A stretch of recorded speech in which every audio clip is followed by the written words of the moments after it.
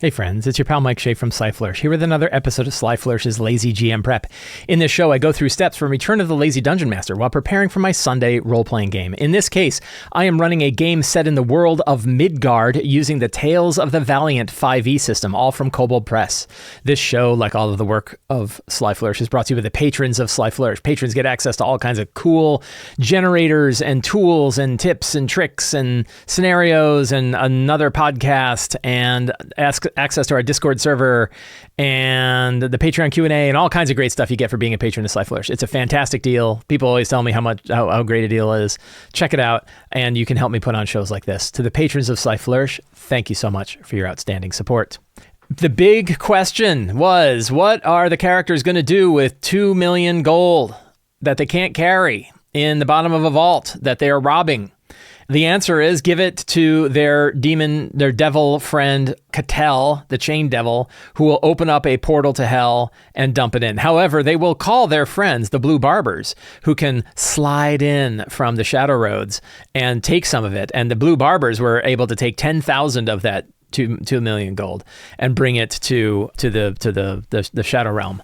So they have some credit now with the Blue Barbers, which is nice. They said, you guys can just have it. The Blue Barbers are like, we have a 10% finder's fee.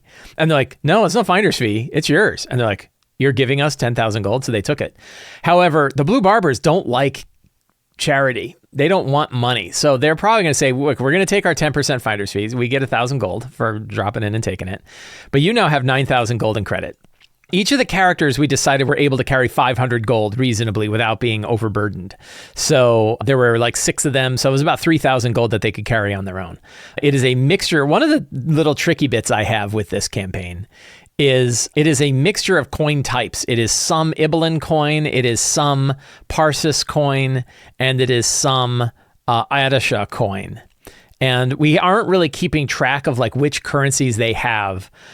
So, that's we just kind of play that part of it by ear. There is that question though of like, what kind of money you're carrying around could matter. And then they have to like pay special attention to the coins and be like, are these coins specially minted just for this? Like, will they know that it was us if we try to pass this coin somewhere? Will they know that these were the coins, some of the coins that were stolen from the vault? I think that could be, I don't know, that could be kind of interesting. You don't want to hose them too much. I did have a couple players who were just plain frustrated with the idea that they were given 2 million gold that they couldn't do anything with, and that all of the results were like, well, who are you going to destroy it with? Right? They weren't as on board with that as I was, but I think other people were, and people got it, and they're like, yeah, we can't carry 2 million gold. So yeah, and so their session today is I think they had to wait around. I think they got a long rest. They killed the dragon, and everyone else is kind of freaking out, and no one really knows what's going on in the place. They killed the cultists that were guarding the vault, and so they realized that they're actually pretty safe in the vault because no one's coming down there. The other people tried to come down to the vault and were killed by the trap. So they dealt with that. They got a new fancy crossbow, and now in kind of this one, we're going to have them sort of. I think we're going to begin the session. So I have some thoughts about how we're going to begin the session today, and where we're going. They did make a choice about where they're going next, and the next step is to assassinate one of the dragons, Vestar, the Shining Storm at Nerderin. They are going to work on assassinating this dragon. So that's where they are headed next. So that's good. But then I also but how are they going to get there is a big question. And what's going to happen next? So that is kind of where we're starting our game today. I'm going to create a new set of session notes for the Dragon Empire campaign. I have a couple of folks that are out. Let's see. Emmerd is not there, and Amavin is not there today, but everybody else is. We will start by getting our heads into the characters. I skip this step a lot, and I really shouldn't. So, Gaudenzia got a new fancy crossbow. Cal is a druid whose vineyard had been taken over. I think we're going to have that Vestar. Let me get my other notes here. I don't use tabs in Obsidian as much as I should. So Vestar, Cal's was a gift from Ibelin to Vestar. We're going to put Vestar the Shining Storm, who is a silver dragon child of Ibelin, in command of the Nerderin forces. So Gaudenzia got a new fancy crossbow. Is there anything else with Gaudenzia as a ranger? Probably like knows some of the differences between the Shadow Roads and Midgard. Like what specifically? Mateo is the mechanist. One of the things I need to pay more attention to is like, what the hell is a mechanist? I don't even know like what kind of gear they use and stuff like that. It's something I really need to dig into. So I don't understand how, so Mateo is a mechanist. I don't understand how mechanists, so it seems like they can be martial classes kind of. They're not really the same as artificers. They don't really build, like, it's very different than how the artificer works. They're much more of like a forge master, right? They forge weapons. They help create augments for weapons. They add things to weapons. But I think they're a martial armor and martial weapon wielder. They can get access to spells if they pick the spell right class, but the other one does not. They get increased multi-attack. They get, so they're really like a martial class. A hammer would be a pretty cool, like a forge hammer would be a pretty cool item for a mechanist, I think, to get. But I don't really understand how the weapons work. I'll have to talk to my player more about it. So what can Mateo learn in this next session? The next session, well, I'll tell you what. So we're gonna skip down a little bit and get into like where we're going. And then that will help me figure out like what are some character ties to what's happening. So they rest in the vault and get 6th level. I want to ask them what they got at 6th level and what they're excited for. What kind of stuff are they excited about? I think we're going to flash back to the Blue Barbers. I'm going to have an agent of the Blue Barbers. So I need a Blue Barber agent. So we're going to go to my Sly Flourish random generator, go to NPCs. This is available on Joyce Gentle Trail. Joyce Redstorm is a pretty great name. Joyce Redstorm, Cautious Dwarf. Cautious Dwarf for the Blue Barbers. So, and she can give some information about the Scholar's Path. And that information includes, it'll be guarded. So one must walk around the Throne of Baal 3 times, saying what?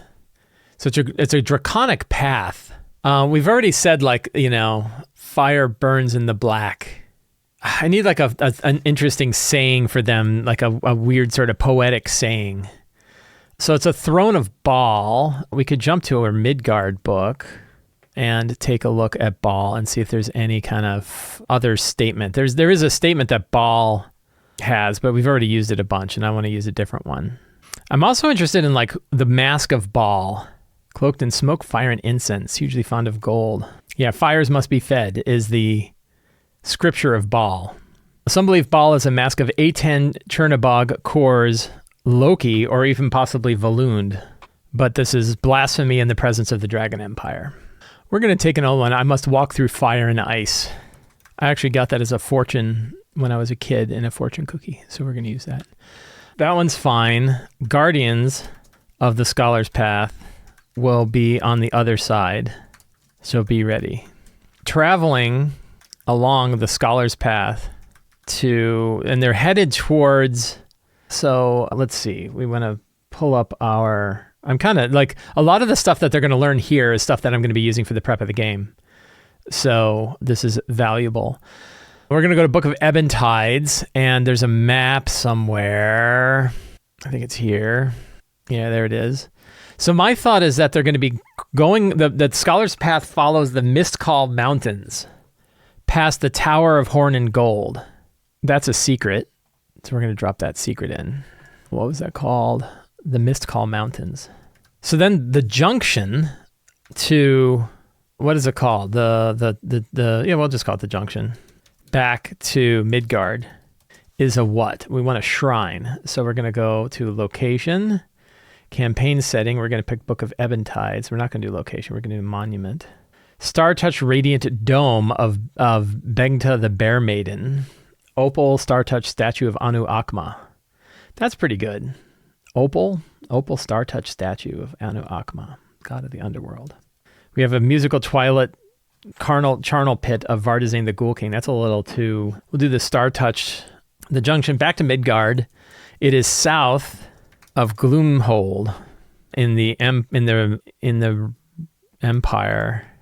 and the Empire is the what are they called? The Twilight Empire, which is the ghouls. There's a big secret. The junction back to Midgard is a star-touched statue of Anu Akma, god of the underworld. We'll make a separate. The junction is south of Gloomhold in the region of the Twilight Empire under Emperor Vilmos Markuring, known as the Black Fang. So that's a secret. Traveling along the Scholar's Path. Let's see, we don't need to have...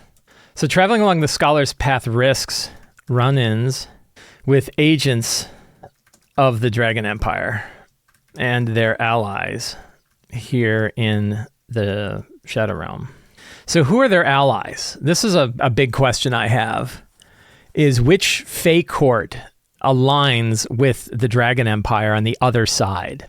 If we, let's see, we're going to go back. This is a Book of Ebontides that I'm looking at. Book of Ebontides is a Kobold Press book that has a whole lot of information about the Shadow Roads. I don't know how tightly they were built around like the ley lines and the names of the ley lines in the Shadow Roads. The overlap isn't great, so you kind of have to do that. You kind of have to worry about that. But let's see, we were going to Nature of Shadow. So the Tower of Horn and Gold.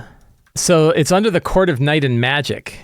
High in the peaks of the Mistcall Mountains west of the courts of the Shadow Fae, where gray snow falls like ash from a pyre, an ancient tower broods, the Tower of Horn and Gold. It's pretty wordy. So, but I like some of the imagery there. So I'm going to grab that and put it in as a secret. So high as its apex scrapes the perpetual cloud cover, the tower's black stone is hewn from the mountains, though it takes its name from the cladding adorning it. Rows of great curved horns jut out from the tower surface, giving it a wicked, serrated silhouette. Beneath these foreboding trophies, shadow-mined gold bands the stone, the metal, a wavering blend of gleaming yellow and pitch black, gives the tower a striated appearance that both catches blah, blah, blah, blah, blah. Tower represents one of the oldest remnants Shadow Fae's incursion into darkness. Commands one of the best vantage points, protects the cleft in the mountains leading to tunnels that have never seen a single mote of light. So, tunnels, what do we say? Beneath the tower lie almost completely unexplored, having never seen a mote of light. The Blue Barbers use those tunnels to get to Ebonspire.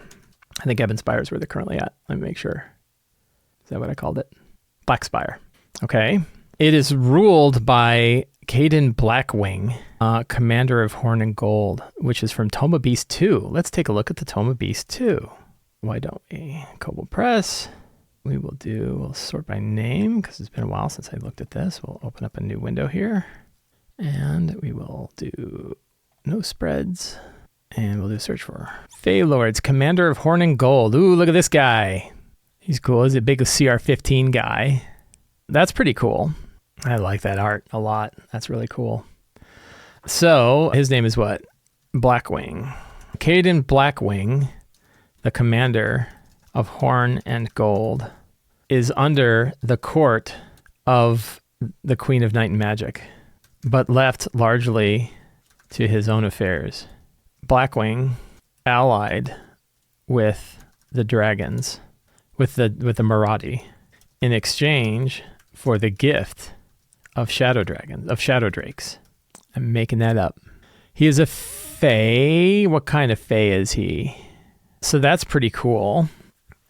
So I'm offering a couple of paths for this. And one is that they can travel along the Scholar's Path, but it risks being under the eye of the Tower of Horn and Gold.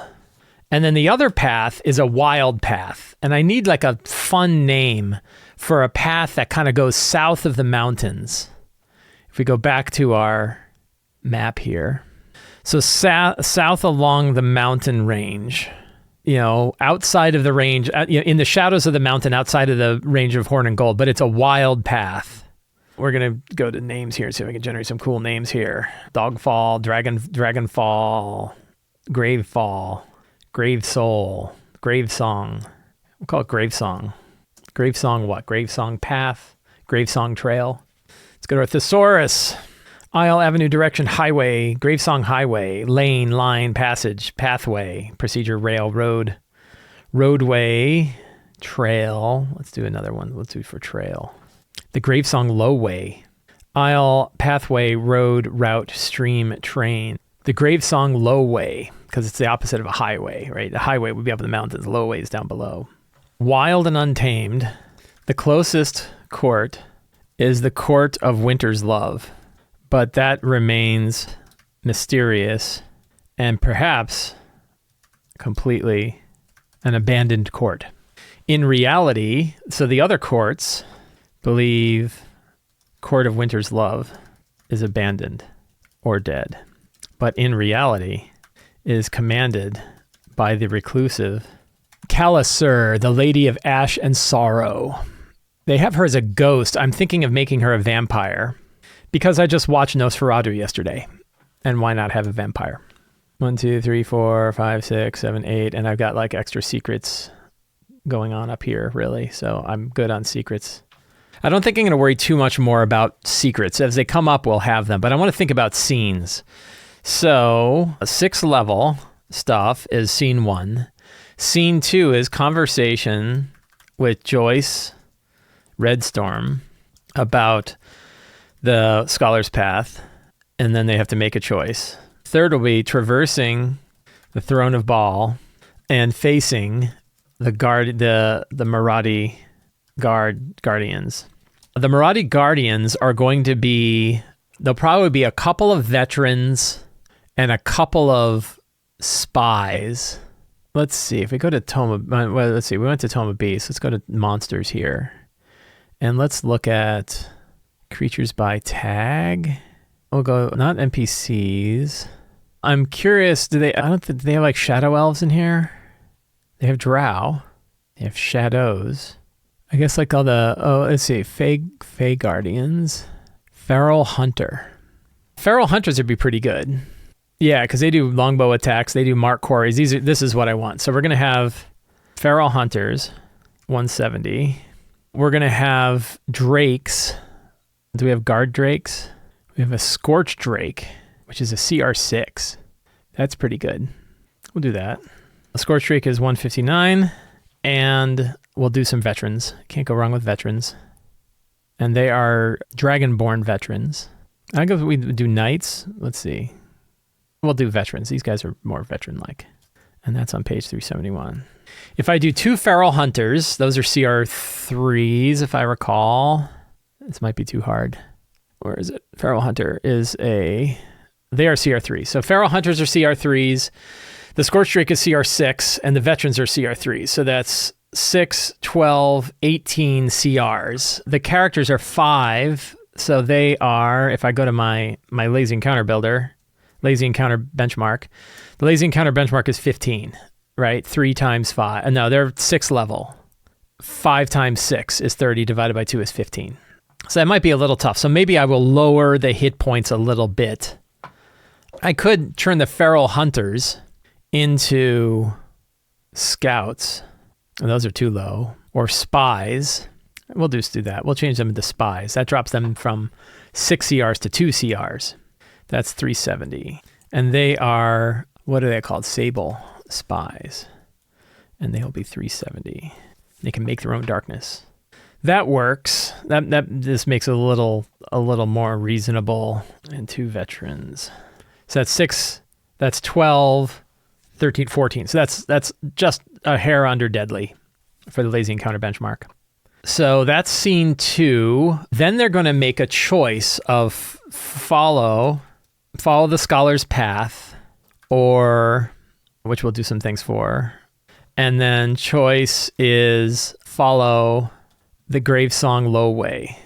And then we need something there. So scene-wise, those first 2 are really one scene. That's 2 scenes. So if I need 2 more scenes, really, and since I don't know which one of these paths are going to do, I have to kind of do 2 scenes for each one if I want to have about 4 scenes worth of stuff, which is kind of what I want. What is when we think about fantastic locations? So I've got this cool prop, a Dwarven Forge prop that I want to bring, which is this like large altar with a glowing symbol on top of it. And that could be sort of let's see. I could use that for the other side of the path. I don't know.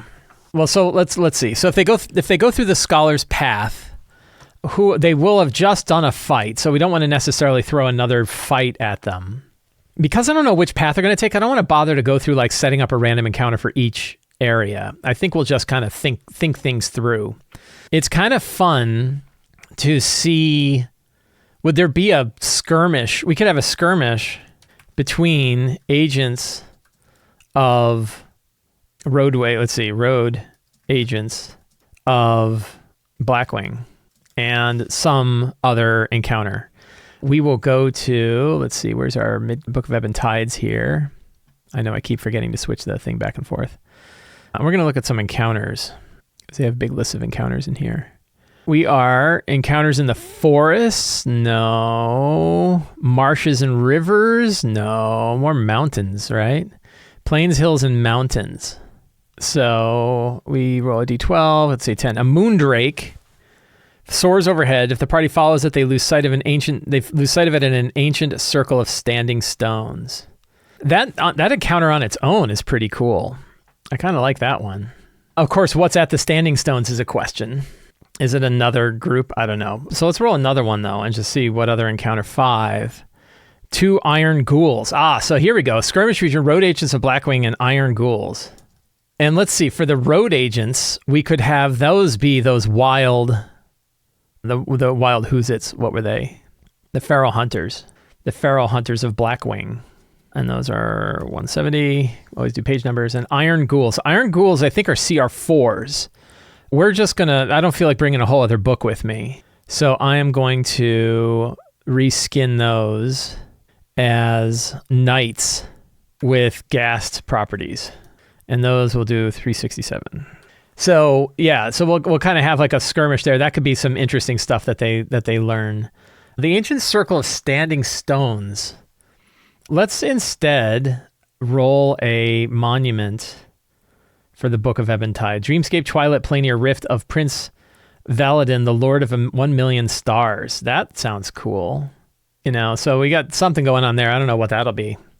I don't know who the hell Prince Valadin is. I guess I'll look that up if I need it. So those are a couple of encounters. And then the final, let's see. So we got 2 encounters for Gravesong Way. And then we have the Junction, which is we decided that the Junction to Nerderin is what? A star-touched statue of Anu Akma, god of the underworld, is the traversal point. So Gravesong, I really liked those random encounters that I was pulling out. So we're going to go and do another one of those because that was fun. These encounters are great. I love random encounter tables. 4, raucous laughter and music drift down the hillside from camp of 13 satyrs. The satyrs are happy, wine, and dine the PCs, but intend to slit their throats and rob the PCs who let down their guard. A Knight of Shadows has grown bored while patrolling the region and approaches the party for some entertainment. Flesh Reavers have managed to get free of their handlers and are hunting in the hillsides for living flesh. They converge on the party as soon as they are spotted. Let's have Flesh Reavers. I don't even know what Flesh Reavers are. They're in the Creature Codex. We'll take a look. Flesh Reavers and then we'll do another monument. A floating necrotic cenotaph of the Countess Femora Gladerian, Mistress of Midnight Teeth. How about a floating necrotic cenotaph of, instead of the Midnight Teeth, it'll be of... what's her name?